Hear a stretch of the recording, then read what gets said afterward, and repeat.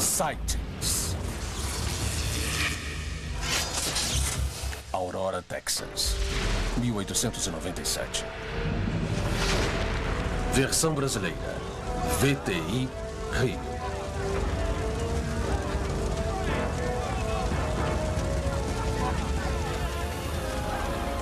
Avistamentos, luzes, pânico, corpos, uma conspiração. Aconteceu em Aurora, no Texas, em 1897. E ainda está acontecendo hoje. Olá, eu sou Tim White e essa é uma edição especial do Sightings, onde vamos explorar 100 anos de conspiração OVNIs. E eu faço essa pergunta. Algum dia saberemos a verdade? Nesta edição especial de Sightings, 100 anos de ocultação de OVNIs. 100 anos de conspiração. Talvez devessem fazer a exumação, entende? E determinar o que é verdade e o que não é. 100 anos de testemunhos sobre OVNIs. Eu notei uma espécie de grande nave cheia de luzes ao redor. Fomos mesmo visitados por extraterrestres? Eu tenho absoluta convicção de que nós fomos visitados por extraterrestres. A verdade tem sido ocultada? Não se pode comentar as investigações feitas em Rudlow Manor? Eu acho que isso é um não. Essa é uma investigação a fundo que separa a verdade do mito. Eu nunca vi nada que pudesse ser considerado uma evidência sólida de que fomos visitados. O fato da ficção. Por que o governo se empenha tanto para convencer a comunidade OVNI de que não tem nada a ver? Projeto Livro Azul, Roswell, Hangar 18, Homens de Preto. Testemunhas em todas as partes do mundo. Certa vez, caças da Força Aérea Belga interceptaram uns OVNIs triangulares. E as mais recentes imagens que podem ser a melhor prova até hoje de que os OVNIs são reais. Este é um site especial que vai a fundo e além. 100 anos de conspiração OVNI. Sightings. Fantasmas. OVNIs. Percepção extrasensorial. Paranormalidade.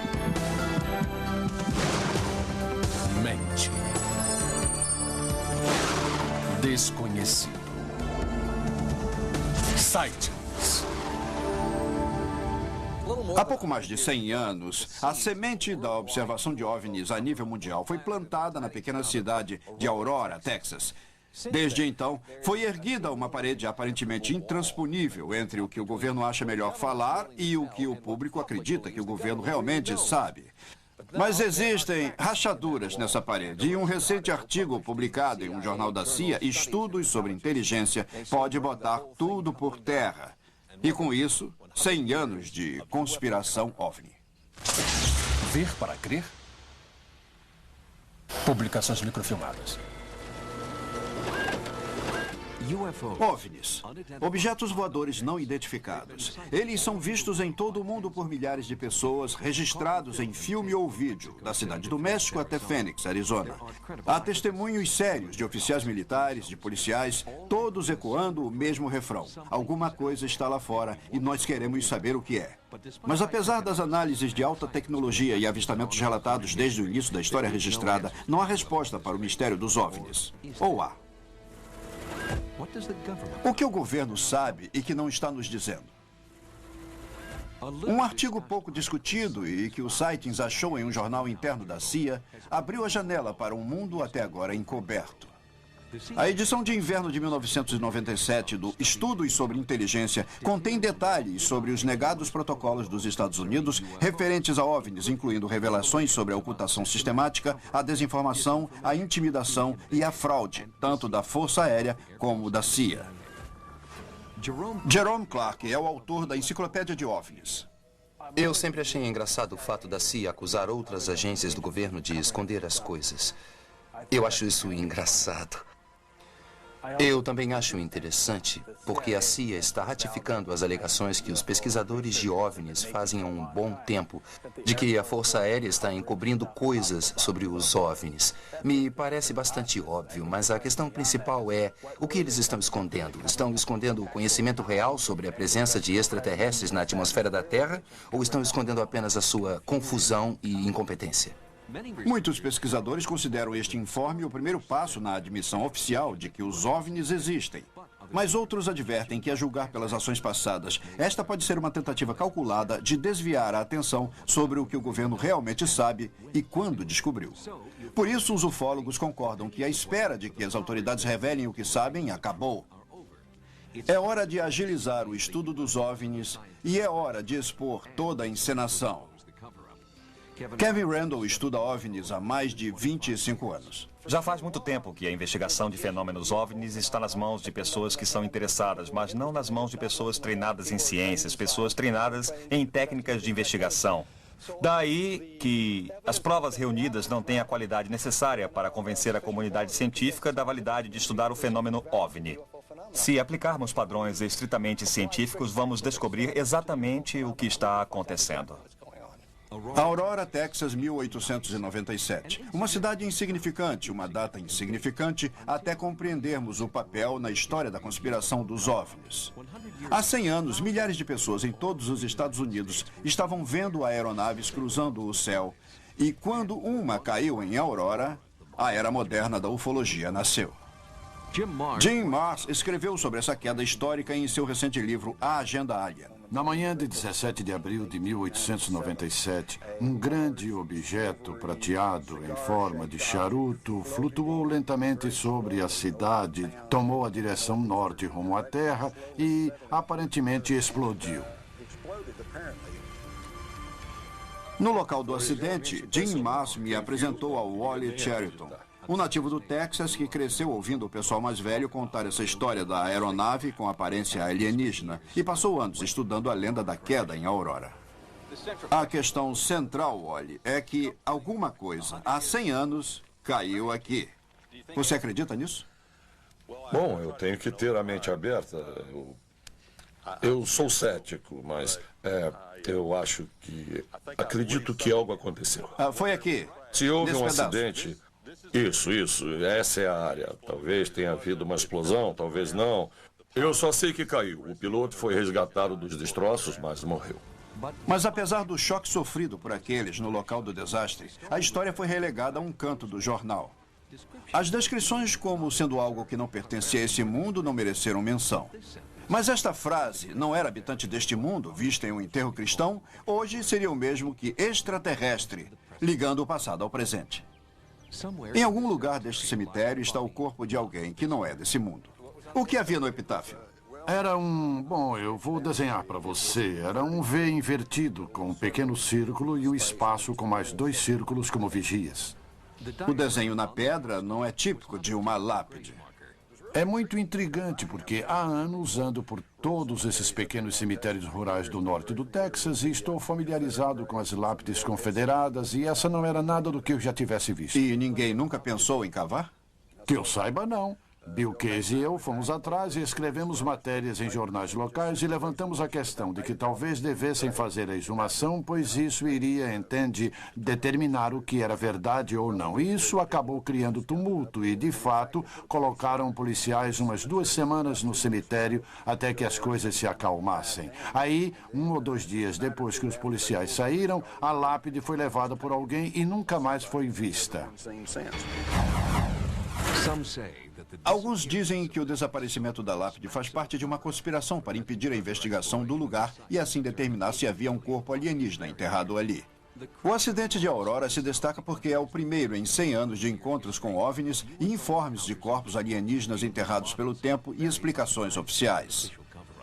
Aurora foi o primeiro, mas certamente não seria o último. Na primavera de 1897, os avistamentos se espalharam pelos Estados Unidos. Os objetos eram chamados de aeronaves e a maioria pensava que esses objetos eram uma revolução secreta da aviação. Achavam que se tratava do dispositivo de algum inventor americano que estava testando e que logo essa invenção seria anunciada ao mundo. Só que o primeiro objeto pilotado pelo homem demorou ainda mais de uma década. Também havia uma certa especulação sobre extraterrestres. Falava-se que talvez esses objetos fossem aeronaves marcianas. O tempo é um inimigo no caso Aurora, e Marrs tem pouco a fazer para provar a teoria extraterrestre.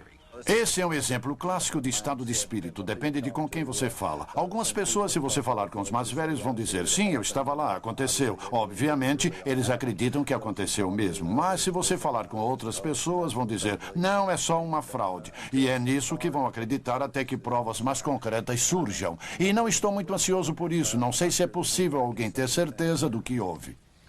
É inevitável que os 100 anos de conspiração OVNI sejam também os 100 anos das fraudes dos OVNIs.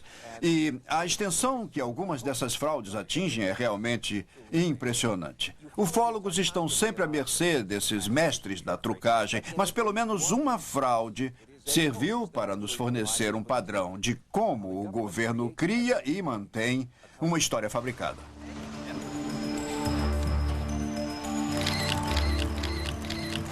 Eu suspeito que os OVNIs possuem duas categorias. Uma em que as fraudes são criadas pelos humanos e outra que as fraudes são feitas por alienígenas. No deserto californiano do Mojave, Kit Hanson recriou uma das mais históricas fraudes de OVNIs. Eu acho que essas fraudes podem ser o meu equivalente ao grafite dos anos 60. Daí que fazemos um grafite no céu e as pessoas os atribuem aos alienígenas. Quando estudante de faculdade, Hanson soltou uma série de balões de lanternas nos céus de Tucson e Prescott, Arizona. E vários foram reportados como avistamentos de OVNIs. Tem um monte de gente como eu que faz esse tipo de coisa.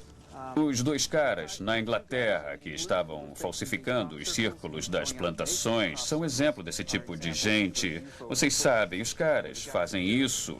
E há muitas pessoas que fazem esse tipo de coisa, só que a maioria não é descoberta. Eu não entendo por que isso não é reportado.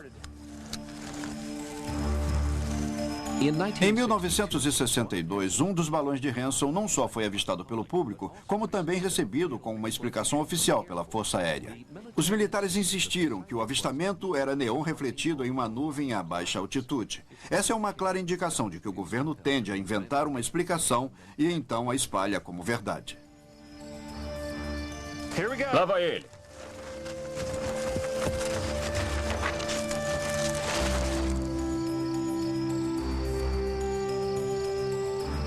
Lá foi ele.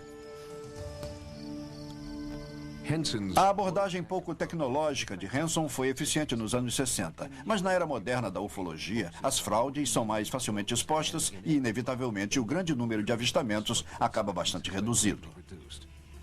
Jim Wilson é editor de ciências e tecnologia da famosa revista Popular Mechanics. Eu nunca vi nada que pudesse ser considerado uma evidência sólida de que fomos visitados. E a minha tendência é descartar todas as atuais alegações de avistamentos.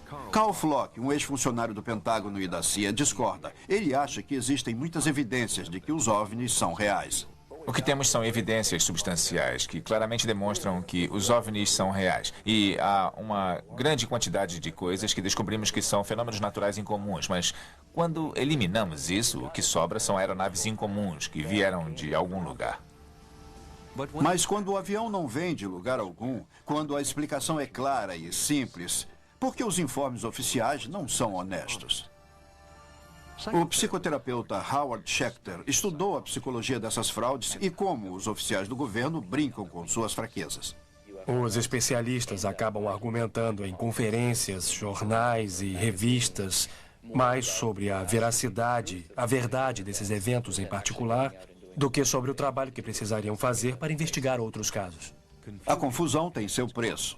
Para a ufologia, a confusão cria o caos e o caos talvez seja parte do grande desígnio da conspiração OVNI. É de se admirar quantos informes sobre OVNIs vão surgir essa noite. A seguir em sightings, os discos chegam e os militares são pegos desprevenidos. Eu vi alguma coisa lá, era algo brilhante. Não sei se era uma aeronave ou o que era.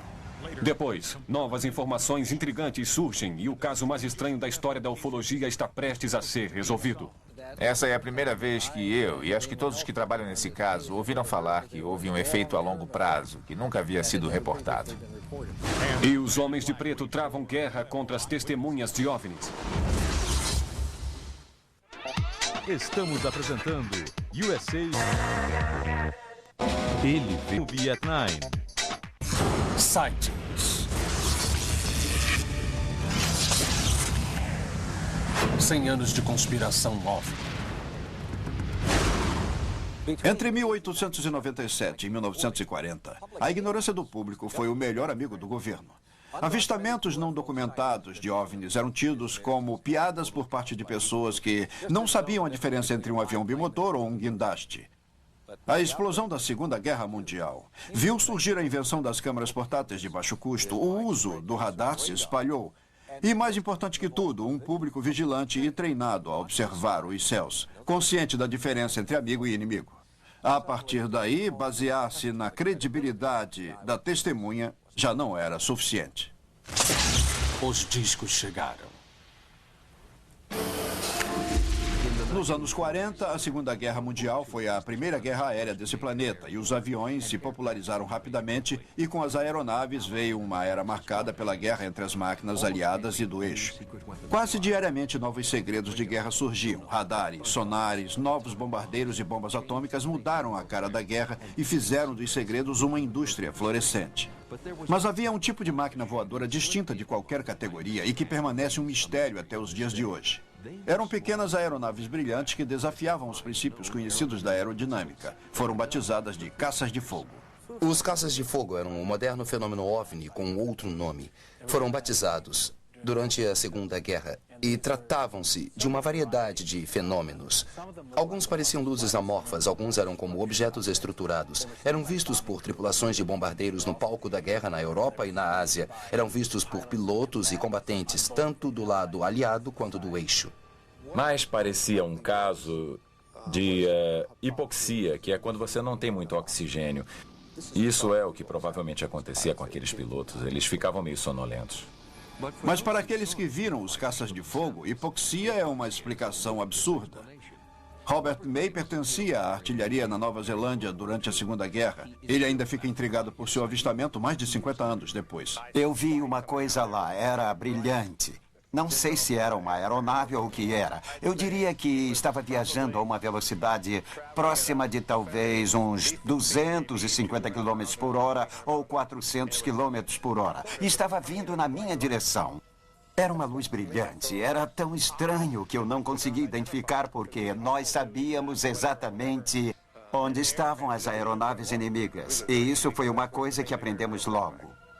Caças de fogo parecem muito com o que as pessoas reportam como OVNIs hoje em dia. Também é extremamente pouco provável que sejam alucinações causadas por falta de oxigênio, porque há inúmeras testemunhas dessas coisas. Não é apenas um piloto que passou mal, mas tripulações inteiras. E às vezes tripulações de mais de uma aeronave reportando a mesma aparição desses objetos. Os militares tentaram, de todas as maneiras, explicar os caças de fogo, mas havia certos avistamentos que desafiavam qualquer classificação. Cada lado presumiu que se tratavam de armas secretas sendo desenvolvidas pelo outro lado. Só depois da Segunda Guerra é que ambos os lados perceberam que não era nada disso e que não havia qualquer explicação. Os militares recolheram muitos relatos sobre os caças de fogo, mas mantiveram em segredo até recentemente. Mas um certo avistamento durante a guerra acabou sendo algo grande demais para esconder. Em fevereiro de 42 foram feitos avistamentos dessas luzes piscantes e manobráveis no céu de Los Angeles. Houve um certo pânico, porque as pessoas acreditavam que a cidade estava sob ataque aéreo e pensavam que uma frota japonesa enviara bombardeios à costa e que eles estavam atacando. Baterias antiaéreas abriram fogo contra elas e dispararam ininterruptamente por quase 2 horas, sem acertar em nada, sem bater em nada. E não há dúvida de que havia algo no céu. Milhares de pessoas viram. Os japoneses não haviam atacado.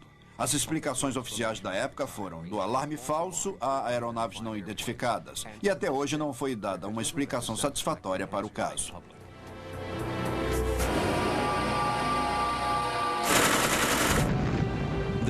A detonação de bombas atômicas polarizou o mundo. E o segredo do programa atômico afetou cada setor do governo americano. Ao longo da Segunda Guerra, o governo e a ciência andavam lado a lado.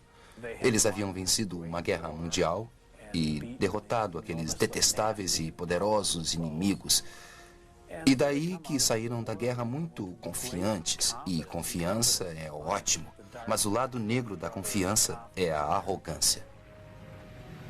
Depois da Segunda Guerra, as sementes da arrogância frutificaram em novos tipos de programa de governo, projetos secretos, testes militares tão secretos que a maioria dos congressistas não sabia que estavam acontecendo. Foi nesse ponto que o número de avistamentos cresceu dramaticamente e acabou sendo sugado pelo voraz vórtice do silêncio. Mas a abordagem distanciada, dada aos avistamentos e que serviu tão bem para o governo no passado, deixou de servir no verão de 1947, quando os americanos começaram a exigir respostas. 1947 foi o ano que capturou a imaginação de todos e foi por causa do avistamento de Kenneth Arnold em 24 de junho de 47. Foi realmente o catalisador que agitou tudo. Esta é a voz de Kenneth Arnold, descrevendo o que ele testemunhou perto do Monte Rainier.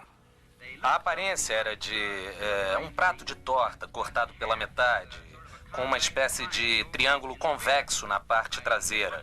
Eu fiquei procurando pela cauda, mas não possuíam cauda.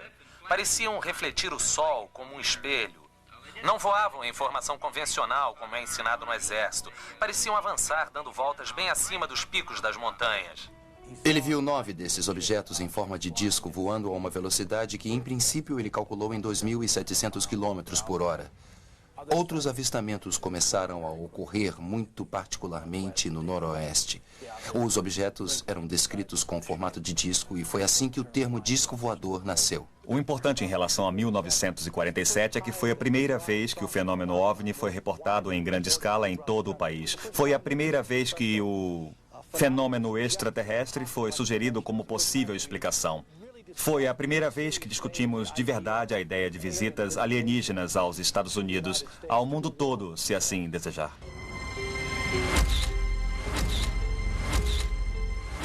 O avô dos relatos sobre OVNIs foi a queda do OVNI em Roswell. Aconteceu em julho de 47, só 2 semanas depois do informe de Arnold. Esse avistamento, o caso Roswell, estabeleceu o tom da investigação dos OVNIs pelo governo a partir daquele ponto. O incidente Roswell foi primeiramente tratado em um release divulgado pelo Exército em 8 de julho, alegando que os militares haviam resgatado um disco acidentado. Contudo, na manhã seguinte, a história tinha mudado e o disco acidentado passou a ser um balão meteorológico.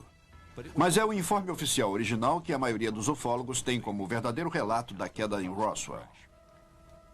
Até o acidente em Roswell acontecer, havia discussão sobre o que eram os discos voadores. Eram extraterrestres, extraplanetários, eram experiências secretas, eram foguetes. Mas, de repente, o governo não queria discutir mais. O tom desse segredo foi dado pela onda de avistamentos de 47 por causa dos eventos que ocorreram naquele ano. O segredo decidido pelo governo em 1947 funcionou por um tempo. Roswell permaneceu em segredo por quase 30 anos, antes de alguns antigos habitantes começarem a falar. E quando isso aconteceu, o governo não pôde fazer nada a não ser se sair com uma nova frase: não podemos confirmar ou negar. 1947.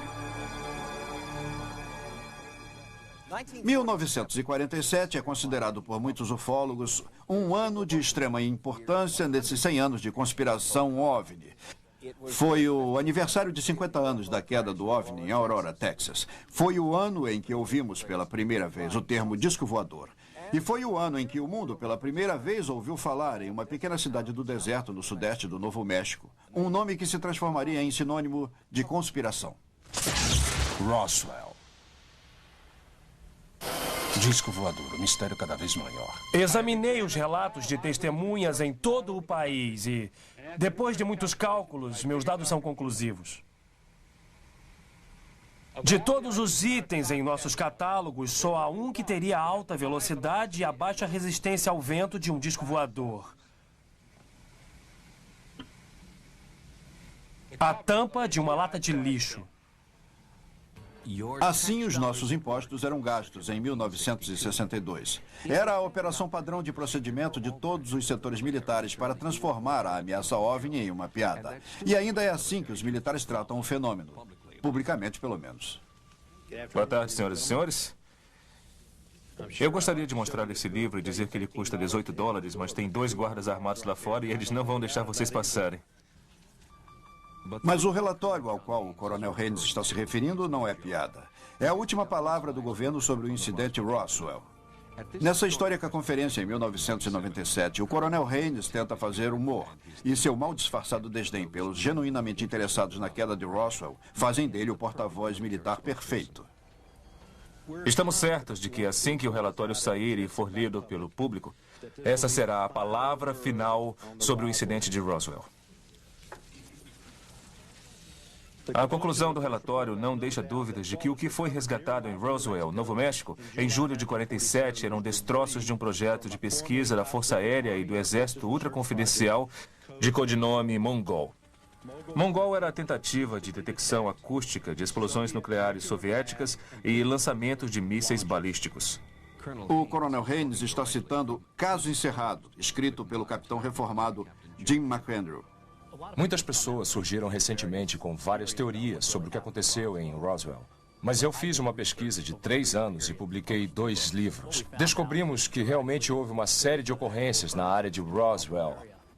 No entanto, não foram de origem extraterrestre. Eram projetos de pesquisa científica da Força Aérea, conduzidos de Alamogordo, Novo México, na base da Força Aérea de Holloman. Eram projetos envolvendo balões que flutuavam e pousavam nas vizinhanças de Roswell.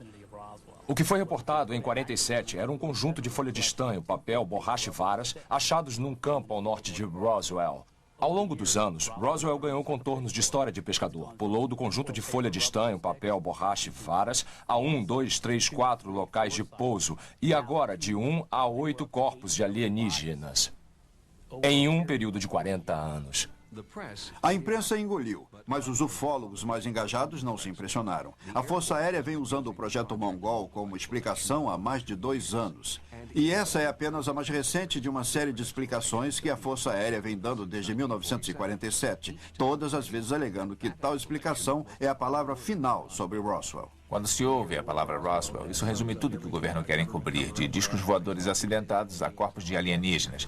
A forma da Força Aérea lidar com Roswell nos dá um exemplo de como a burocracia lida com coisas com as quais não quer lidar. Em primeiro lugar, temos esse estranho material recolhido. Temos também um zeloso oficial que, em meio à sua empolgação por discos voadores, fez um anúncio que não deveria ter feito sobre o fato de terem recolhido um disco voador. A Força Aérea então confunde as coisas para proteger o projeto secreto. Tudo fica em paz depois. Em seguida, quando alguém pergunta sobre discos voadores, eles respondem: não sabemos nada disso. Não nos perturbe. E de fato, talvez os militares soubessem de algo quando decidiram tratar todas as histórias de OVNIs com as mesmas frases cuidadosamente preparadas, porque na recente conferência sobre Roswell, quanto mais o Coronel Haynes falava, mais incrível a história da Força Aérea se tornava. Caso encerrado. A Força Aérea se arrepende de não ter tornado público alguns desses fatos nos últimos anos? Ótima pergunta. Nada aqui era confidencial. No primeiro relatório, tudo era confidencial nos anos 70. Para os ufólogos, a declaração contraditória de Haynes é mais uma manobra burocrática clássica. Mas o que veio a seguir, disseram, é totalmente absurdo. Foi a explicação da Força Aérea para essas imagens que mostravam corpos alienígenas resgatados no acidente de Roswell. A teoria deles, os alegados corpos alienígenas de Roswell são, na verdade, pilotos feridos e mortos mal identificados e bonecos de testes conhecidos em todo o país nos anos 50 e 60. Era, na verdade, uma combinação de bonecos de teste antropomórficos e vítimas de acidentes com aeronaves que... infelizmente, alguém teve a ideia de transformar isso no mito Roswell, porque a descrição desses corpos são claramente a de vítimas de acidentes aéreos. O problema é que esses testes não começaram até 53 e Roswell é de 47. Mas esse pequeno detalhe não é problema para a lógica da Força Aérea. Caso encerrado. E eu também acho que é lógico presumir que essas pessoas viram ambulâncias da Força Aérea saindo, viram macas passando por causa dos bonecos colocados lá para protegê-los e viram também pessoas que estavam usando capacetes, viram pessoas vasculhando por toda a vegetação, procurando pelos restos de balões. E é só você colocar tudo isso junto, vão ver que tudo se encaixa perfeitamente nas ocorrências que aconteceram naquele período em Roswell. As pessoas não estão falando de balões ou aeronaves terrestres, mesmo aeronaves incomuns. E não estão falando de bonecos de testes de acidentes ou corpos de pilotos humanos. Estão falando sobre estranhos resíduos e metais e corpos de aparência muito estranha. Você pode descartar todos os testemunhos que quiser, mas se tentar fazer um caso usando relatos de testemunhas de forma seletiva, provavelmente não vai conseguir construir um caso honesto. O apoio à alegação de Clark de que o disco voador recuperado perto de Roswell era qualquer coisa menos um balão superconfidencial vem de uma fonte inesperada. Jim Wilson é o editor da revista Popular Mechanics e autor desse relatório sobre a queda em Roswell. Na época em que escrevemos nosso artigo, sugerimos que havia uma ou duas explicações possíveis para o episódio Roswell. Uma era a versão de um acidente com um OVNI que estava sendo testado. Um certo número de pessoas veio até nós com o que alegavam ser a prova do avistamento do OVNI. Outra é que se tratava de uma aeronave de design japonês. Desde então, eu creio que a prova tende mais para a aeronave japonesa. A prova mais interessante que achamos tinha a ver com um fragmento de material que foi achado na segunda área do acidente, em Roswell, a qual as pessoas se referem como ponto central. Esse pedaço de metal foi apresentado como sendo de origem extraterrestre, mas foi identificado como tendo sido feito usando-se uma técnica metalúrgica que foi desenvolvida há muito tempo por joalheiros japoneses.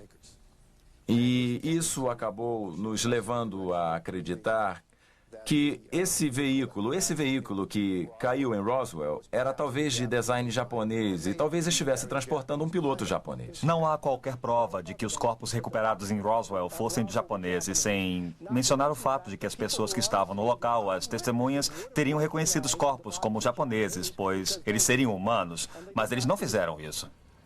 Mas se a aeronave e os corpos resgatados pelos militares em 1947 eram terrestres, ou alienígenas ou não, Randall Wilson e muitos outros investigadores de Roswell partilham da opinião de que a Força Aérea não está contando toda a história. O senhor tem certeza de que não faz parte de uma ocultação voluntária ou involuntária? Eu tenho certeza absoluta, mas eu creio que o Coronel Weaver falou muito bem na TV hoje de manhã. Não conseguimos guardar os pequenos segredos. Como podemos fazer uma conspiração ou ocultação? Uma coisa que aprendemos é sobre todas as coisas perturbadoras que o governo nos fez nos anos 40 e 50, durante aquele período de grande arrogância e confiança, onde o fim sempre justificava os meios. Experiências com radiação conduzidas com cidadãos inocentes sem avisá-los. Oficiais da CIA tomando LSD sem saber o que ia acontecer com eles. E sendo objeto de, principalmente, experimentação humana. Todas essas coisas vieram à tona e torcemos de coração que não continuem, mas não há dúvida de que aconteceram. E que, de fato, ao contrário do clichê que todos ouvimos, o governo é perfeitamente capaz de guardar um segredo. Roswell pode ter conquistado a imprensa, mas de forma alguma é o único caso de acidente com OVNI da nossa era. E, certamente, não é o único caso que, durante esse tempo, colocou os militares contra o público nesse jogo de oculte a verdade. A seguir em sightings, foi tudo uma fraude? Ou esse homem viu mesmo corpos alienígenas no hangar 18? Prateada, brilhante, em formato de disco, posada numa plataforma em tripé. Aparentemente, ela fez um pouso automático, depois que todos os seus ocupantes morreram. E mais tarde, as melhores provas, OVNIs registrados em vídeo. Não fazia ideia do que era essa coisa. Todos têm uma explicação, mas com certeza há buracos em tudo que achamos. Estamos apresentando USA Move 9. Site.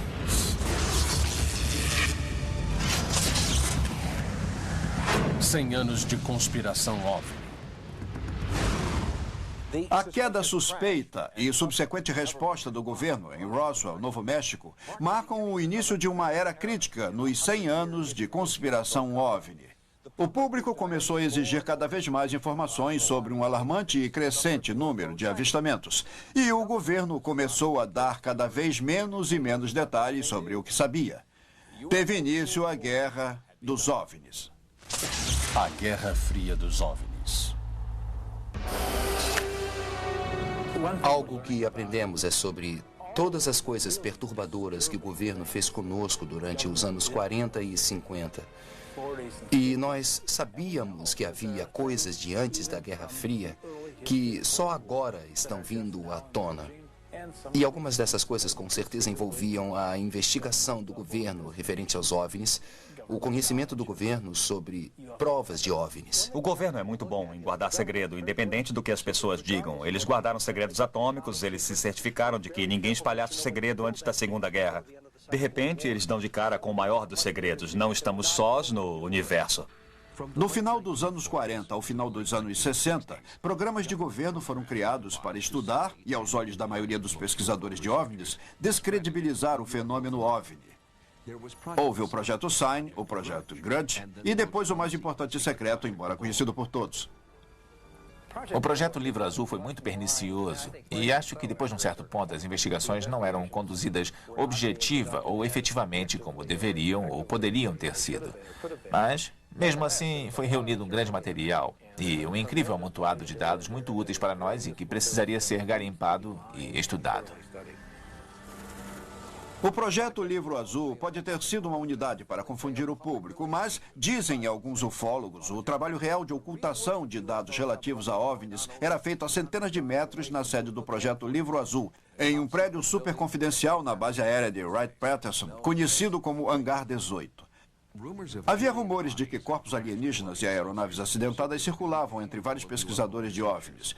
E então, no início dos anos 70, o ufólogo Robert Carr fez essa extraordinária declaração na Conferência Nacional de OVNIs. É de conhecimento em todo o mundo acadêmico, no mundo médico, é de conhecimento de toda a Força Aérea e, acima de tudo, é de conhecimento da CIA, que a inteligência aérea no campo Wright-Patterson tem em sua posse uma espaçonave prateada. Brilhante, com formato de disco, pousada numa plataforma em tripé. Aparentemente, ela fez um pouso automático depois que todos os seus ocupantes morreram. Robert Carr acabou sendo o melhor amigo do governo. Era um showman, um homem que se dizia professor e médico, embora não tivesse formação universitária. Era uma brincadeira de criança descredibilizar a ele e as suas afirmações sobre discos e corpos em Wright-Patterson. Até mesmo o filho de Carr, nesse recente artigo na revista Inquirer, caracteriza a história de seu pai como uma completa fabricação. Mas, independente da credibilidade de Carr, poderia haver alguma verdade em suas alegações originais? Baseado nas provas que acumulamos e nos relatos de testemunhas, os restos do disco capturado em Roswell foram levados para a base Wright-Patterson em julho de 47. Oficialmente, a Wright-Patterson era a sede do Projeto Livro Azul da Força Aérea. Não oficialmente, também era tida como o lar dos discos voadores e corpos alienígenas resgatados, e não apenas por causa das alegações que Carr viria a fazer mais tarde. Homens trabalhando nas secretas catacumbas sob essa instalação militar também tinham histórias para contar. Entre eles, o oficial da Força Aérea Jack Donahue, que contou a membros da família que ele havia testemunhado a autópsia de criaturas extraterrestres. Meu tio Jack tinha uma autorização de segurança super confidencial quando ele trabalhava na Wright-Patterson aqueles dias. A história mais estranha e impressionante que ele contou para mim foi o dia em que me perguntou se eu tinha ouvido falar de um acidente de OVNI em Phoenix, Arizona. Ele disse, nós temos os corpos do acidente. Ele disse, nós descemos até a área de congelamento.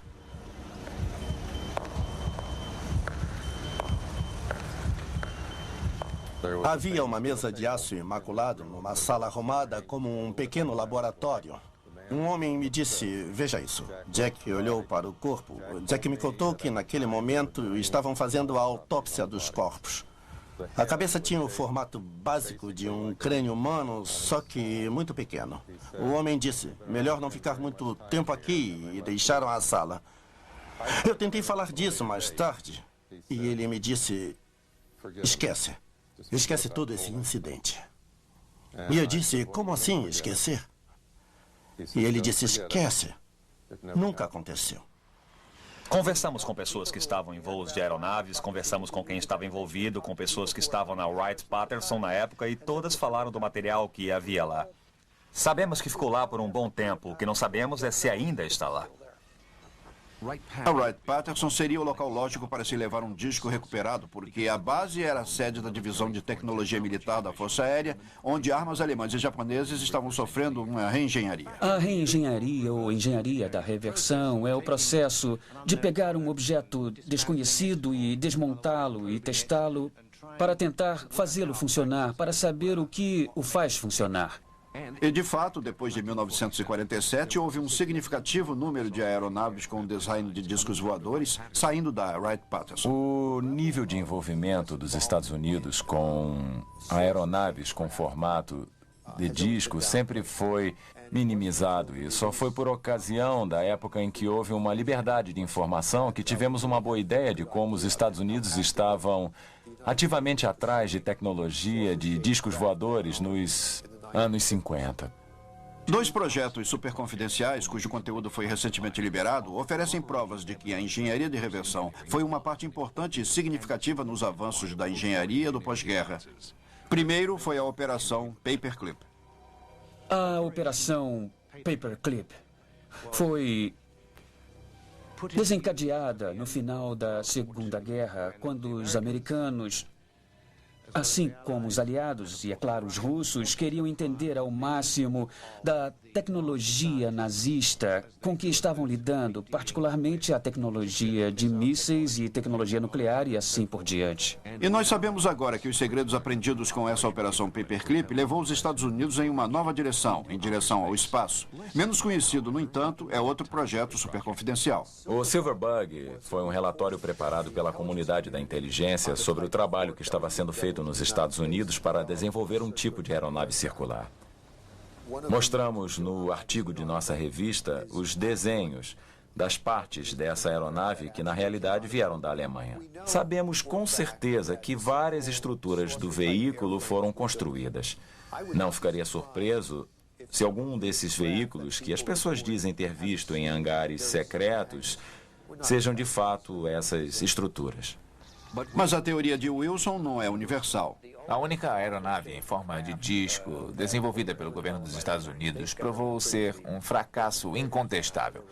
Houve o Avrocar, como era chamado, e foi desenvolvido junto com os canadenses nos anos 50, mas não funcionou. Houve o Flapjack da Marinha, construíram um protótipo e não passou disso. Então, basicamente, nenhum dos discos que foram construídos na Terra foi particularmente bem sucedido. Em anos recentes, o governo tem obtido êxito em desenvolver pequenos discos voadores não tripulados. Esses veículos, orientados por controle remoto, são chamados RPV. São sondas aerotransportadas desenhadas para voar em território inimigo, onde pilotos humanos não arriscariam suas vidas. Hoje em dia, há coisas voando que poderiam ser encaradas como discos voadores, mas vêm de empresas que constroem aviões, como a General Dynamics e outras. Mas o perfil arquetípico de disco voador não é o único formato não terrestre que possuem. À medida que a tecnologia militar muda, também mudam os relatos sobre OVNIs, o que convence James Wilson de que os OVNIs não passam de identificações errôneas de aeronaves experimentais, mas terrestres. Se voltarmos um pouco e pensarmos na clássica descrição de um OVNI, a aeronave desce desse jeito no céu bem de repente, e aí para e flutua, e então desaparece, mudando de cores. O que eu descrevi é um SR-71 durante uma de suas manobras para começar uma operação. A fim de conservar energia e combustível, essa aeronave e muitos outros tipos que viajam mais rápido do que o som faria uma manobra que os pilotos do SR-71 chamavam de Despedal, que seria subir a uma altitude de talvez, vamos dizer, 33 mil pés, e então começar a descida, passando além da barreira do som, indo para cima e assumindo uma altitude alta. Os primeiros voos de treinamento dos SR-71 explicam alguns avistamentos que ocorreram no percurso de voo das aeronaves experimentais. Mas nem todos se encaixam na descrição que Jim Wilson faz das capacidades aerodinâmicas do SR-71. Nem todos os avistamentos foram feitos por olhos destreinados. Um impressionante número de avistamentos nos anos 50 foi feito por pessoal militar, que só agora resolveu falar. A seguir, ele era um respeitado membro da comunidade, um chefe de escoteiros, e então viu um OVNI. Ele foi despedido, foi afastado do cargo de chefe dos escoteiros, foi rotulado de mentiroso e Trapaceiro. Mas o governo acreditou na história dele e os documentos comprovaram. Trata-se do mais intrigante incidente com OVNIs em décadas. A seguir, em Sightings. Estamos apresentando USA Movie at 9. E Movie at 9. Sightings. Indo fundo e além. 100 anos de conspiração OVNI. Em 1952, 5 anos depois da queda em Roswell, Novo México, algo que o governo disse que não seria possível acontecer, estava acontecendo por todos os Estados Unidos. E quando uma falange de OVNIs invadiu o sagrado triângulo do espaço aéreo entre a Casa Branca, o Capitólio e o Pentágono, os militares tiveram que reagir. Os avistamentos aumentam.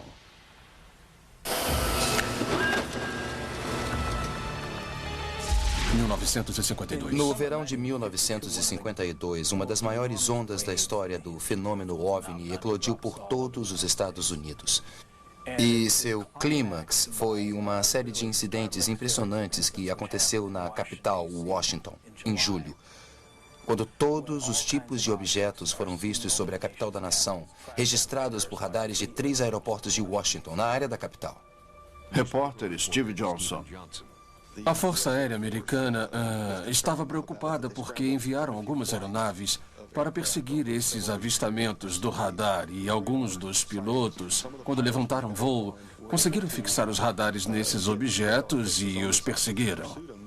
O alarde foi tanto que os canais de inteligência ficaram temerosos que a União Soviética ou algum outro inimigo tivesse escolhido aquele momento para invadir os Estados Unidos. Não havia como enviar mensagens. Os avistamentos sobre Washington ganharam as manchetes dos jornais. A quebra de segurança foi de grande preocupação para o nosso maior aliado, a Grã-Bretanha. O primeiro-ministro Winston Churchill queixou-se por não ter sido informado. O primeiro-ministro Winston Churchill exigiu saber de seu comando aéreo o que estava acontecendo. As semanas se passaram e a resposta que obteve foi: não há com que se preocupar, é tudo um absurdo. Mesmo os sinais de radar podem ser explicados por pombos com anéis de metal nas patas. Não é nada demais. Errado. O primeiro-ministro foi mal informado por seu, obviamente ignorante, comando aéreo, porque naquele mesmo instante as autoridades nos Estados Unidos estavam desesperadamente preocupadas com o fenômeno OVNI, mesmo porque 20% dos informes oficiais conhecidos dos pilotos não podiam ser explicados na época. E o público americano estava vendo cada vez mais OVNIs todos os dias. E é aí que entra Delbert Newhouse. Delbert Newhouse era um fotógrafo da Marinha. Ele e a família estavam viajando perto de Tremonton, Utah, em julho de 52, quando ele e a esposa olharam pela janela do carro e viram objetos prateados e em forma de disco, manobrando e girando no céu. Newhouse pegou sua câmera de filmar, saiu do carro e começou a registrar. Esse é um dos primeiros filmes de OVNIs realizados. E mais de 45 anos depois, esses objetos permanecem sem explicação. E o fato de ter sido registrado por um fotógrafo da Marinha torna esse avistamento incontestável. O Sr. Newhouse passou a carreira na aviação da Marinha Americana e até mesmo ele era incapaz de caracterizar esses objetos como algum tipo de veículo experimental. O filme de Newhouse proporciona uma oportunidade extremamente rara de ver o que milhares de americanos viram em 1952. Nunca antes ou depois tantos OVNIs foram reportados por testemunhos de tanta credibilidade, e o número de avistamentos no Livro Azul em 1952 foi 10 vezes maior do que em qualquer outro ano. Um avistamento durante a grande agitação americana de 1952 é tido como um marco divisório nos 100 anos de conspiração OVNI. Em 19 de agosto de 1952, em West Palm Beach, Flórida, o chefe dos escoteiros, Sonny Desverges, estava dirigindo para casa com seus escoteiros quando ele alegou ter sido queimado pelo ataque de um disco voador. Esse parece ser o lugar, Chuck. Sabe dizer com certeza? Está parecendo que sim. Então podemos continuar. Cal Flock localizou uma das testemunhas do histórico encontro com o OVNI. Chuck Stevens era um escoteiro com 12 anos em 1952. Bom, agora vamos ver. Vocês deixaram o carro aqui na estrada, não foi? Foi isso mesmo. Tá. Bom, então vieram da estrada e foram direto para a mata. Fomos direto para a mata. Cal esperava reavivar a memória de Chuck voltando com ele à área onde os escoteiros tiveram seu aterrorizante encontro com o OVNI. Eu acredito que quando estávamos indo para o sul, pela trilha militar, nós vimos uma luz branca onde não deveria haver luz nenhuma. Chuck lembra da noite claramente. O encontro semanal dos escoteiros mal acabara e o chefe dos Verges estava levando Chuck e 2 amigos para casa. De repente, luzes apareceram no céu sobre a extensão das terras de uma fazenda. Primeiro pensaram que era um avião caindo. O chefe dos escoteiros parou o carro e Chuck lembra das luzes pairando sobre suas cabeças por vários minutos. Quando as luzes não se moveram, Sonny Desverges saiu do carro e mandou os meninos esperarem dentro. Se não voltasse em 15 minutos, disse aos meninos, eles deviam correr até a casa da fazenda mais próxima e chamar o xerife. Chuck Stevens lembra de ver seu chefe escoteiro entrar na mata atrás do OVNI. Os meninos esperaram, sem saber que Sonny Desverges iria voltar com uma história fantástica para contar.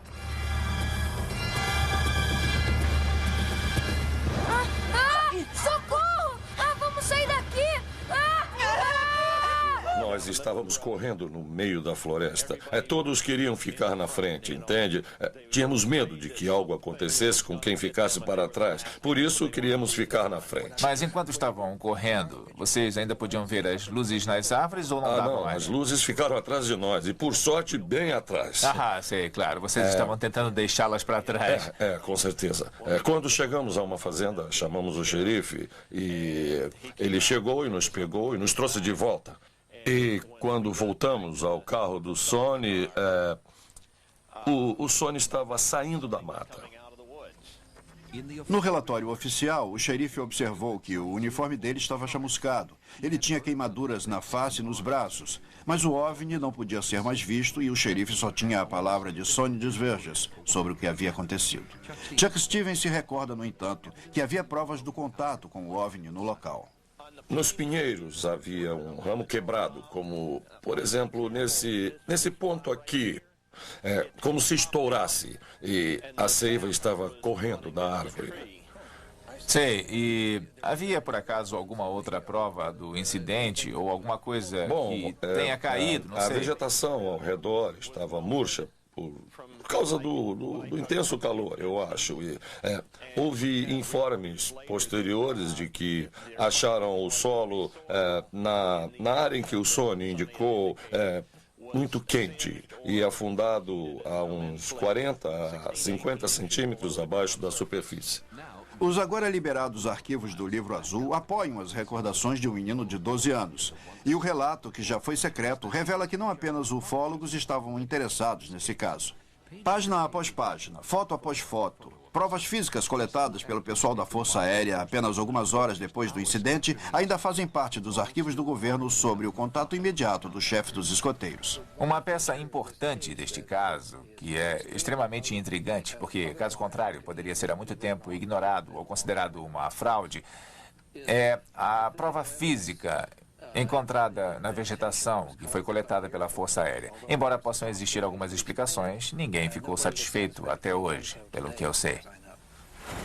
Então, por que essa história não tem tanto destaque quanto Roswell? Por que a Força Aérea tenta ignorar esse encontro com o OVNI, já que eles recolheram tantas provas físicas reais? É simples. O governo sabia que a melhor maneira de silenciar a história era deixar que Sonny Desverges continuasse falando. Ele era um falastrão e aumentava a história toda vez que a contava. Ele foi rotulado de mentiroso. A moradora local na época, Vicky Oakes, lembra do que aconteceu a seguir. Como ele foi tratado? Por que ele acabou sendo... Ele foi despedido. Ele foi afastado do cargo de chefe dos escoteiros. E ele foi rotulado de mentiroso e trapaceiro. Eu sei que foi horrível. Sonny deixou a cidade, sumiu de vista e nunca mais se ouviu falar dele. Todas as tentativas de achá-lo fracassaram. Fiquei chateada com a forma como ele foi tratado. E acho que as pessoas deviam ver que havia algo e que não podiam deixá-lo sozinho. Vicky Oakes também revelou que viu provas do encontro de Sonny mais de um ano depois. Ficamos surpresos em descobrir que nada havia crescido naquele grande círculo. Quer dizer, então, que havia uma área circular?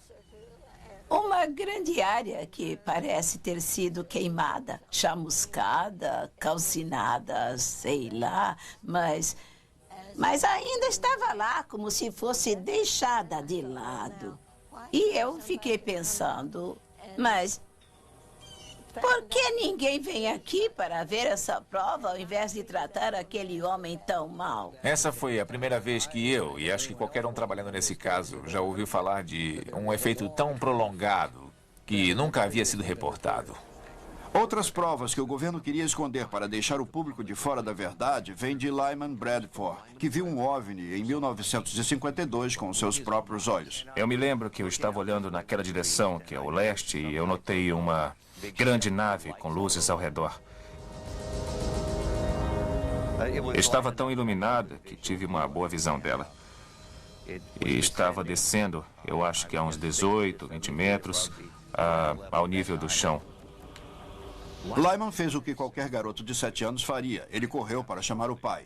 E o pai, um mecânico da base da Força Aérea local, fez o que qualquer um de nós faria. Ele tirou fotos. O pessoal da Força Aérea que esteve aqui levou amostras do solo. Eles levaram amostras e levaram a câmera. A câmera jamais voltou, não é? Eu recebi a câmera de volta. Mas o filme não foi devolvido. O filme não foi, não. Você lembra de o seu pai tentar recuperar o filme? Sim, ele pediu 1 ou 2 vezes. E eu lembro que disseram que iam ressarci-lo. Disseram para ele esquecer? Eu acredito que provavelmente ele esqueceu. E você lembra de ter visto eles pegarem alguma coisa que estivesse no chão? Algum Sim, tipo de eu me lembro, sim. Pelo que eu vi, sim. Eles chegaram e pegaram as amostras. E eles tinham um caminhão bem ali em algum lugar. Eles pegaram amostras e havia um círculo. Em torno a grama estava toda morta. Ao redor de todo o círculo. No dia seguinte, né? Isso, no dia seguinte estava tudo marrom. Como se fosse feito pelo calor do gás. Acho que não há dúvida de que essa história é significativa, porque é uma nova informação sobre um possível avistamento que pode confirmar o que foi dito pelo chefe dos escoteiros durante o avistamento ocorrido aproximadamente no mesmo período. Mas se a Força Aérea insiste que esses velhos arquivos do Livro Azul contêm tudo o que eles ouviram sobre o incidente com o chefe dos escoteiros, onde está o filme perdido de Lyman Bradford? Onde estão as provas recolhidas e onde estão os sonhos verdes e os segredos que ele pode ter levado para o túmulo? Durante os anos 50 e 60, o governo americano foi extremamente eficiente em silenciar os membros das forças militares e os órgãos oficiais que alegaram ter tido encontros com os OVNIs. E só sabemos disso porque esse pessoal, nos anos 70 e 80, finalmente resolveu aparecer, já que não sentiam mais que tinham algo a perder. Autoridades que acreditam. Em 1951, o temor da Guerra Fria virou uma escalada de pânico, quando o pessoal militar posicionado na Islândia viu vários enormes OVNIs. O comandante da Marinha, Graham Bethune, e especialistas do Pentágono e de Lockheed foram levados à Islândia para estudar a situação. Normalmente, seu primeiro pensamento foi que a aeronave era soviética, mas quando Graham e outros oficiais treinados em aviação viram o OVNI com seus próprios olhos, souberam que não se tratava de uma ameaça soviética. Estávamos voando a 33 mil metros. Era uma noite escura e eu vi algo entre nós e o horizonte, a umas 40 milhas na água. Parecia ser uma pequena cidade à medida que nos aproximávamos. Mas quando chegamos perto, havia uma definição de imagem dessas luzes, que estavam em forma de círculos, luzes brilhantes sobre a água. E de repente as luzes se apagaram. Em seguida havia um pequeno halo amarelo na água. Quer dizer, bem pequeno. Que estava a uns 40, 50 metros de distância. Quando cheguei perto, era tão grande que pensei que ia passar por nós. Aí desativei o piloto automático, abaixei o nariz do avião e em seguida estava olhando direto para ele, que parou a uns 60 metros abaixo de nós e talvez a uns 450 metros de distância. Bem perto assim. Ficou lá uns segundos. Não sabíamos na hora se tinham rastreado isso, mas descobrimos mais tarde que tinham rastreado. O transporte VIP escapou, mas apenas 2 anos depois, outra aeronave militar voando sobre o Lago Superior não teria tanta sorte. O incidente Ken Ross ocorreu em 23 de novembro de 53, quando um alvo foi rastreado na base aérea Ken Ross. Um F-89 foi enviado para perseguir o tal objeto não identificado superveloz que estava sendo rastreado pelo radar. O que pôde ser observado no radar foi a difusão de pontos do F-89 e os pontos do OVNI, até que apenas restou os do OVNI. Pareceu à torre de controle que o F-89 e seu piloto simplesmente sumiram do mapa. Conversei com um piloto que estava naquela base em 53. Ele me disse que havia duas possibilidades. Uma, que a aeronave caiu intacta dentro do lago. E porque estava intacta, não havia destroços na superfície. A outra, mais ousada, é que o OVNI teria pego. Esse caso não está nos arquivos do Livro Azul. Deveria estar lá. A única referência no Livro Azul é uma nota dizendo que não se tratou de um avistamento de OVNI, e sim de um acidente aeronáutico, descartando qualquer fenômeno OVNI. Por que o governo se empenha tanto para convencer a comunidade OVNI de que não tem nada a ver? Por que se importam com o que pensamos? A única resposta que tenho é que existe algo e eles estão tentando manter isso enterrado, nos levando para a direção errada. Houve algumas raras vozes durante a Guerra Fria dos OVNIs que se pronunciaram, e uma das mais importantes foi a de um policial chamado Lonnie Zamora.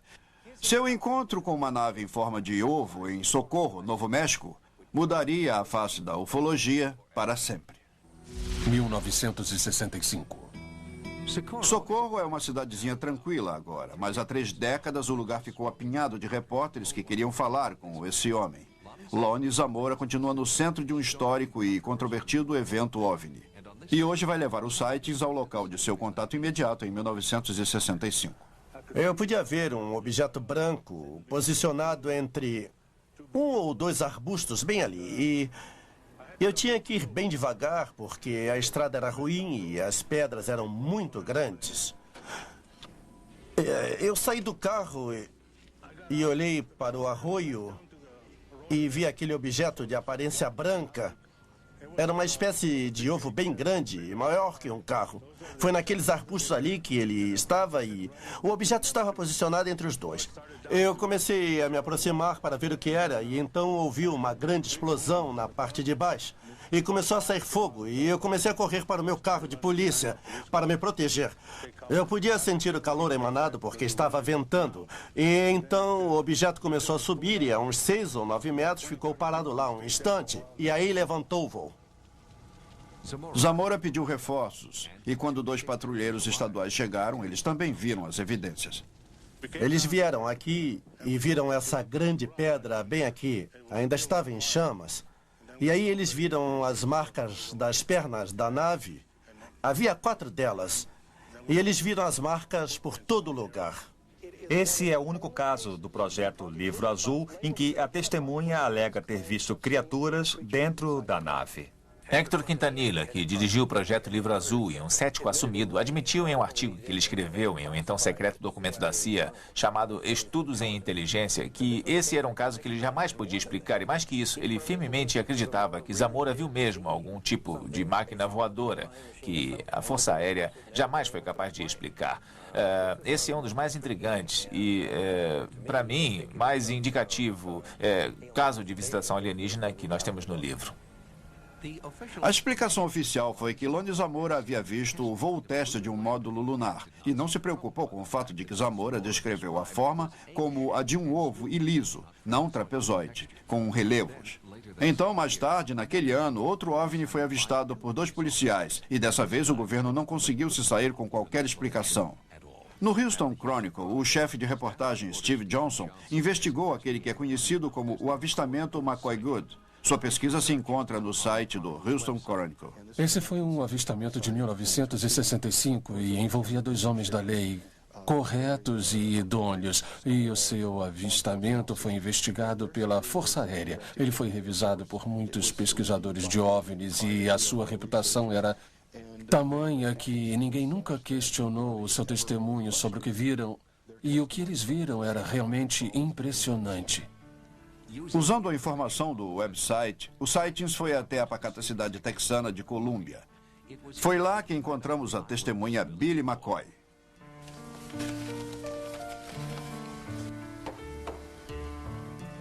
McCoy há muito tempo se aposentou do departamento de polícia, mas ainda tem vívidas memórias da aterrorizante noite em que trabalhou com o seu parceiro Bob Good. Foi uma noite que começou com a mordida de um jacaré.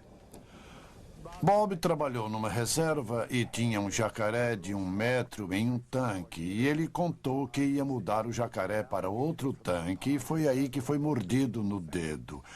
Ele tirou a bandagem e mostrou o dedo todo vermelho e inchado e todo inflamado. Aquele tipo de ferimento cheio de sangue e água. Estava bem feio. Por volta das 11 horas, um pouco depois das 11, nós estávamos voltando pela rodovia 36 e eu notei uma luz brilhante na direção da área do rio São Bernardo. Uma pequena bola azul apareceu na nossa frente e, a curta distância, parou. Eu chamei a atenção do Bob para aquilo. Depois, estacionamos o carro no acostamento da estrada. E a coisa estava bem acima de nós. Não ouvimos qualquer som. A luz púrpura estava pulsando e inundou por completo o carro de patrulha. Mas eu gritei, ele gritou, dei marcha ré, mas a bola parou abruptamente, fez um movimento de 90 graus e desapareceu. E é aqui que a mordida do jacaré se torna significativa na história. O Sr. Good estava com a mão ferida para fora da janela do carro. Durante o tempo do avistamento, quando a luz quente, estranhamente colorida, foi lançada pelo objeto. O Sr. Good alegou que, mais tarde naquela noite, seu dedo pareceu estar curado. Aí eu falei, Bob, a coisa boa que aconteceu nisso tudo é que fez você esquecer do ferimento no dedo. E ele disse, quer saber? Essa coisa nem está doendo mais. E ele tirou a gás e não havia mais inchaço. Ele jogou a bandagem fora. E no dia seguinte, era como se nada tivesse acontecido com o dedo.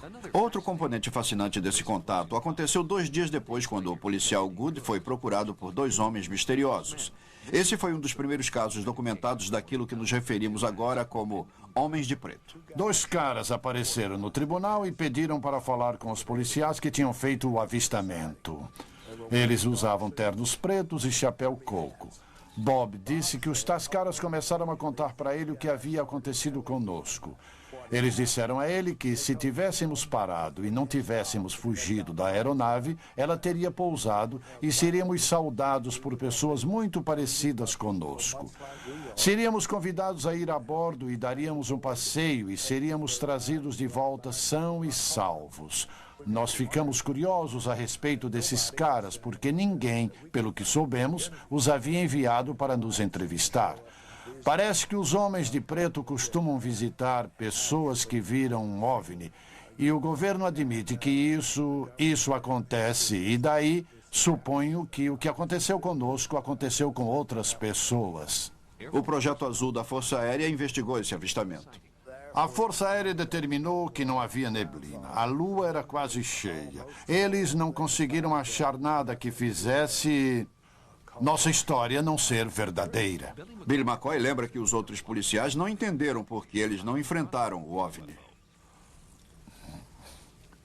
Bom, sabe, nós tínhamos armas no carro, armas do nosso lado. Muita gente já disse, puxa, por que não atiraram? Ora, não se pode atirar em algo quando não se sabe o que é. Depois de observar um OVNI tão de perto por mais de 15 minutos, Billy McCoy e Bob Good só puderam chegar a uma conclusão. Eu não vi nada que me levasse a pensar que não estávamos sendo observados por alguma nave de outro mundo. E eu acredito que o próprio oficial da investigação concluiu que esses senhores eram pessoas confiáveis e que, apesar da estranheza da situação, esses indivíduos estavam falando a verdade. Nos anos 60, testemunhas confiáveis como McCoy e Zamora foram efetivamente silenciadas pelas ameaças de misteriosos estranhos. Mas agora que todos os arquivos do Livro Azul foram liberados ao público e pesquisadores sérios estão examinando os casos, os principais atores nos maiores contatos imediatos do passado estão saindo das sombras, dizendo mais uma vez, observem os céus. O evento em Socorro teve um impacto extraordinário no mundo da ufologia. O Dr. J. Allen Hynek, o homem que inventou o termo contato imediato, trabalhou com investigações sobre OVNIs para o governo como parte do prestigioso painel Robertson. Mas o caso Socorro convenceu o Dr. Hynek de que a verdade sobre OVNIs estava sendo manipulada pela Força Aérea. Depois de Socorro, Hynek deixou o seu cargo. O governo perdeu um de seus mais importantes porta-vozes e ganhou um de seus mais ardentes críticos. A seguir, um aterrorizante encontro com OVNI na periferia da Área 51, na Inglaterra. Quando os soldados me acordaram dessa experiência pesadelo, estavam a 600 metros fora do curso, nessa direção. E depois, aumentam as provas, recentes imagens registradas em vídeo em pontos quentes de OVNIs ao redor do planeta. Estamos apresentando USA Movie at 9. Sightings.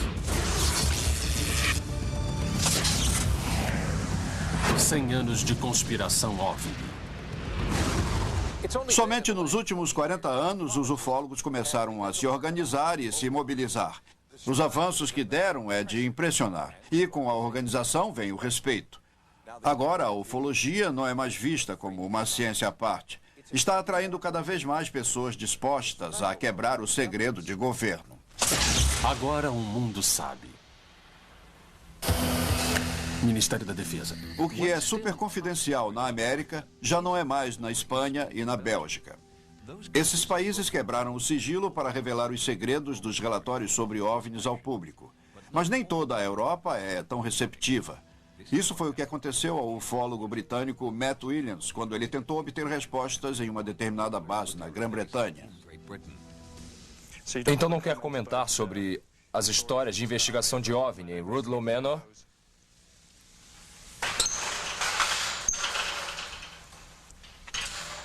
Eu acho que isso é um não. Quando eu vou a Rudloe Manor, algumas vezes sou detido. A polícia não gosta muito de ter pessoas por lá. Eles têm uma política de abafar o fato de que a base está operacional e tem uma infraestrutura subterrânea. Do lado de fora, Rudloe Manor tem a aparência de um inocente conjunto de prédios no meio de uma pacata zona rural inglesa. É uma infraestrutura subterrânea na maior parte do tempo e lida com sinais, comunicações, investigações da Real Polícia Britânica, que, no passado, investigou questões de OVNIs. É bem secreta. A Real Base Aérea de Rudloe Manor é, de fato, um ponto de coordenação para a investigação oficial de OVNIs. De 1977 a 1997, e isso me foi confirmado por ninguém menos do que o oficial comandante da Real Base Aérea de Rudloe Manor, apesar das negativas de décadas. Mas por que tanto mistério?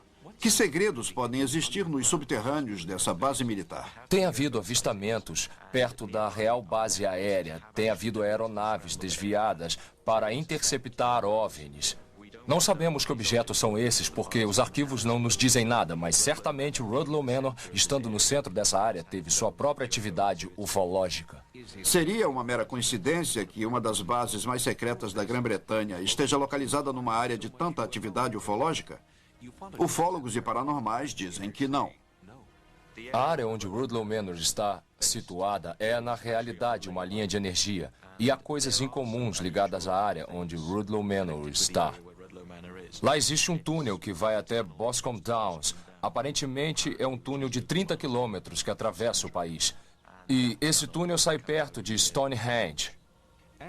E pesquisadores sugerem que a mesma força que fez os antigos povos erigirem estranhos monumentos aqui seja a mesma força que está atraindo visitantes extraterrestres. Eu acredito que exista presença extraterrestre. Nick Pope não acreditava em OVNIs quando se juntou ao Ministério da Defesa em 1985. Mas na época em que foi transferido para outra posição dentro do governo, ele deixou de ser cético. 3 anos de pesquisas oficiais e investigações no Ministério da Defesa me deram acesso a uma grande quantidade de dados de casos do passado. E também, é claro, de avistamentos que ocorreram durante a minha permanência no cargo. Não eram luzes no espaço, eram aeronaves sólidas atravessando o nosso sistema de radar e às vezes operando bem baixo sobre as bases militares. John King é o editor da publicação britânica UFO Reality. Para quem ficou completamente convencido pela explicação militar de que todos os relatos de OVNI se reduzem a fantasia, fenômenos naturais ou avistamentos de algum tipo de aeronave experimental militar, eu gostaria muito de recordar as centenas e centenas de relatos nos anos recentes de uma aeronave triangular maciça e negra que teria o tamanho de um campo de futebol. Em certa ocasião, caças da Força Aérea Belga interceptaram esses OVNIs triangulares e um deles cruzou, acho que um espaço de 2.000 metros em menos de um segundo. Está muito claro que estamos lidando com uma tecnologia muito avançada. Na Bélgica, há uns 2.000 relatos entre 1989 e 1990. Tem aumentado na Inglaterra os relatos dos chamados caças triangulares. De acordo com pesquisadores, muitos desses avistamentos foram feitos numa área de 400 km² chamada Salisbury Plain. E lá também é onde achamos a Real Base Aérea de Rudloe Manor e um dos mais conhecidos lugares de avistamentos do mundo, Stonehenge, os inexplicáveis círculos de pedras em Avebury. Atrás de mim há uma boa porção de Salisbury Plain, que é basicamente o terreno de treinamento dos militares britânicos. Tem havido um grande número de avistamentos através de Salisbury Plain, um grande número de relatos. Em 1994, o pesquisador de OVNIs britânico Red Presley viu uma misteriosa bola de luz pairando sobre Salisbury Plain. Ele gravou um vídeo incrível antes de um helicóptero sem identificação achar sua localização e sobrevoar ameaçadoramente as proximidades. Ele estava claramente tentando intimidá-lo, e o fato é que conseguiu. Eu recebi uma carta de Mark.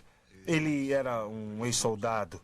Uma noite, durante o inverno de 1989-1990, ele estava participando de manobras noturnas em Salisbury Plain. Era basicamente uma marcha de 3 quilômetros e meio.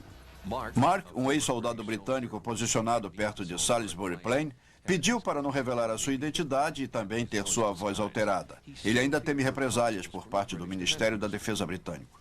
Então, Mark estava caminhando por esse trecho de terra aqui e quando se aproximou desse bosque, dessa área arborizada...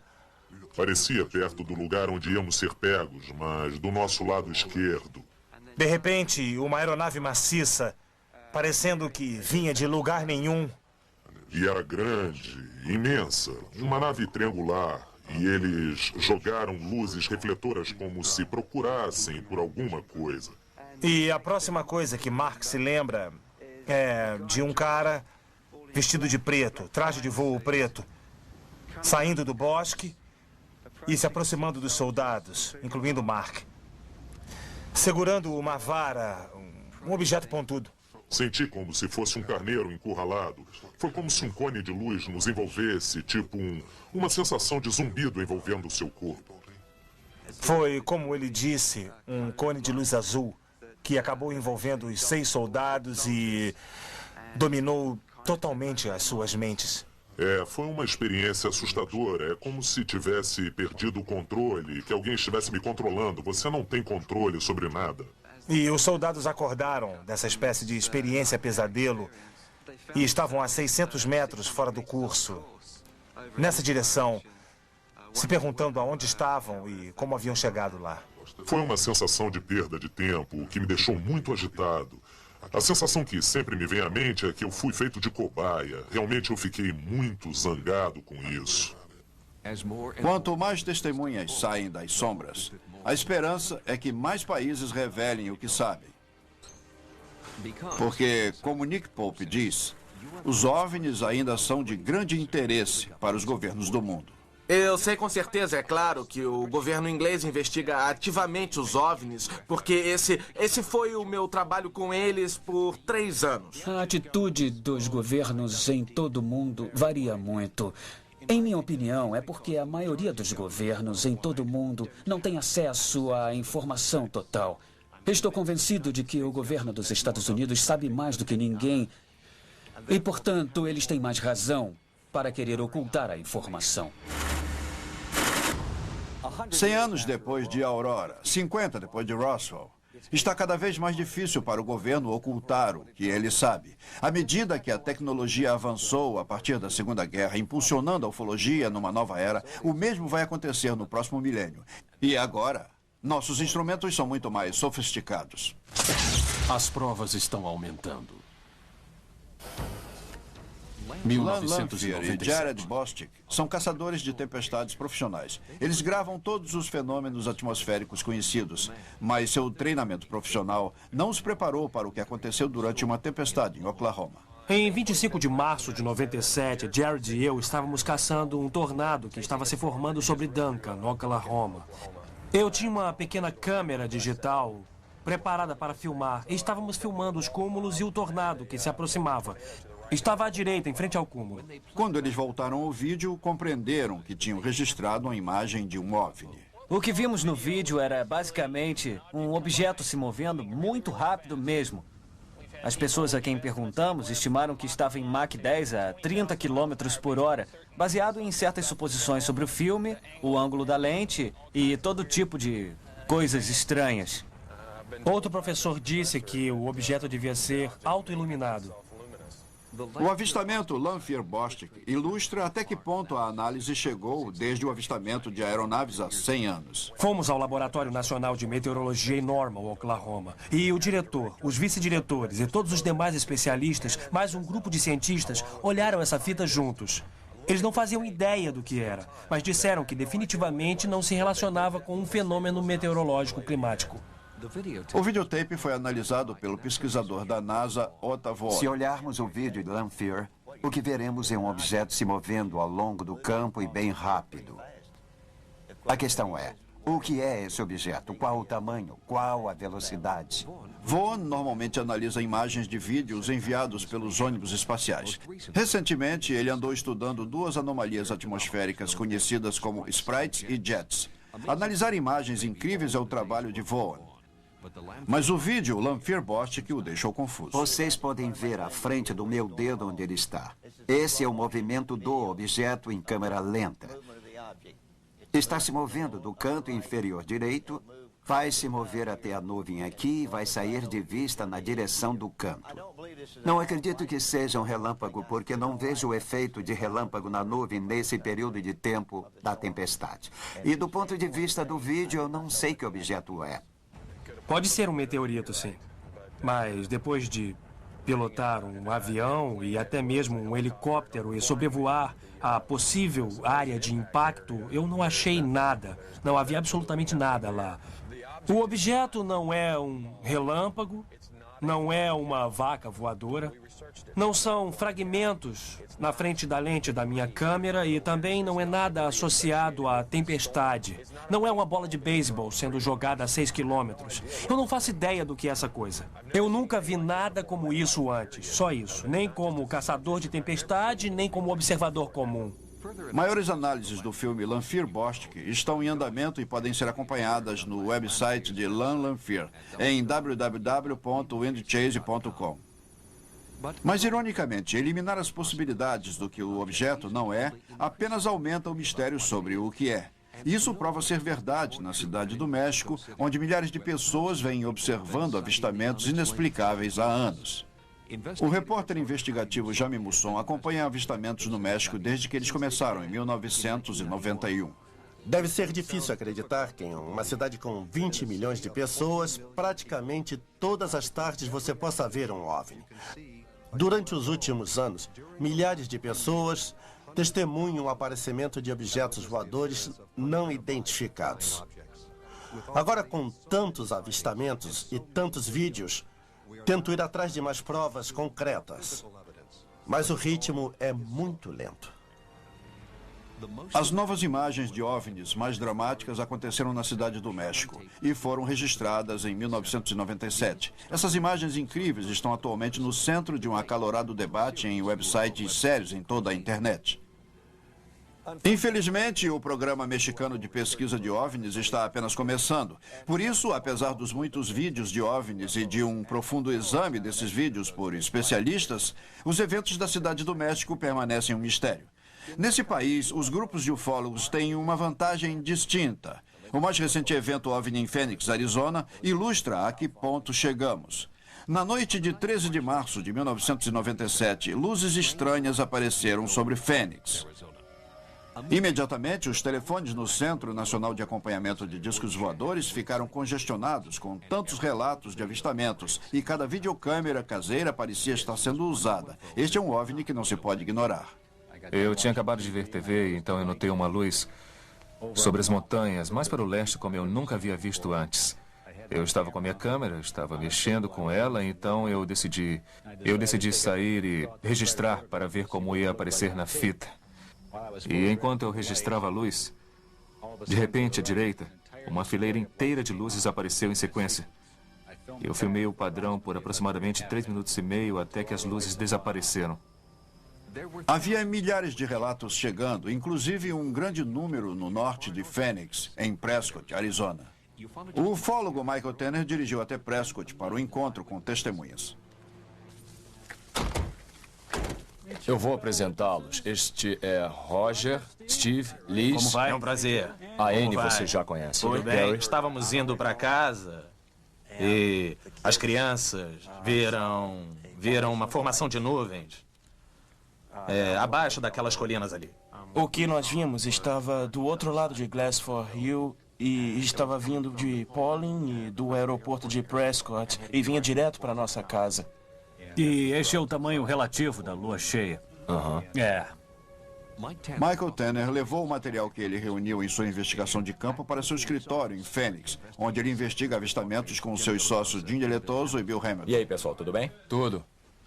Esse é o avistamento de Craig Johnson que estamos discutindo. Agora transportamos isso para cá. Certo. Está rotulado como evento 7. A localização de cada pessoa que contribuiu com o vídeo foi mapeada para determinar o tamanho, a velocidade e a direção da formação OVNI. Felizmente, já que temos vídeos nessas múltiplas locações, olhando para o evento às 10 horas, a triangulação no banco de dados tridimensionais nos permite ver exatamente qual é o percurso e saber com certeza se ocorreu em frente ou atrás das montanhas estrelas. Jim Deletoso é um mundialmente renomado analista de vídeos. Fizemos uma simulação e suposições sobre seu formato, seu percurso, sua posição e criamos um modelo em 3D como a visão de um satélite olhando para todo o estado por um período de 90 minutos. Descobrimos uma continuidade no que as testemunhas alegam. Enquanto isso, o governo divulgou uma explicação oficial. O informe da Força Aérea estabelece que os OVNIs de Phoenix nada mais eram do que sinais luminosos de aeronaves da Guarda Nacional. Por que alguém iria acreditar nessa história? É a obrigação de alguém, é a responsabilidade de alguém dizer que eram sinais luminosos, que eram balões de ar quente, que foi um erro, que foi uma fraude, foi um acidente, não foi nada. No passado, esse tipo de declaração do governo seria a última palavra no avistamento de um OVNI. Mas não hoje, porque Jim fez um estudo comparativo das imagens do OVNI registradas por vídeos caseiros e videotapes de sinais luminosos militares. Os resultados não são exatamente o que o governo quer ouvir. Analisando as luzes de Phoenix, temos uma longa história. Olhando os sinais luminosos, luzes de aviões, um número de coisas que estão nos bancos de dados, que têm as suas características digitais conhecidas, comparamos as luzes de Phoenix com esses dados. Pois o que nós temos não bate.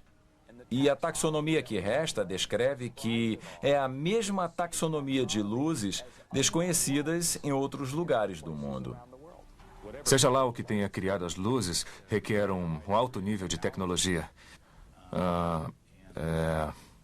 Me parece difícil que alguém seja capaz de fazer uma fraude dessa magnitude.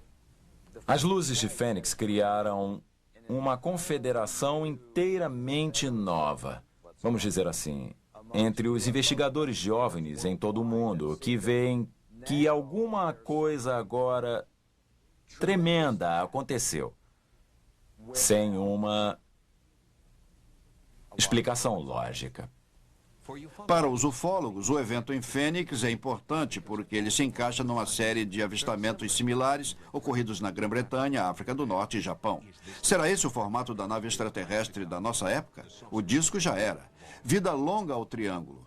E os ufólogos não estão esperando pelo governo para dar-lhes informações. Eles estão usando computadores sofisticados, softwares, câmeras, mobilizando cada vez mais cientistas e cidadãos comuns.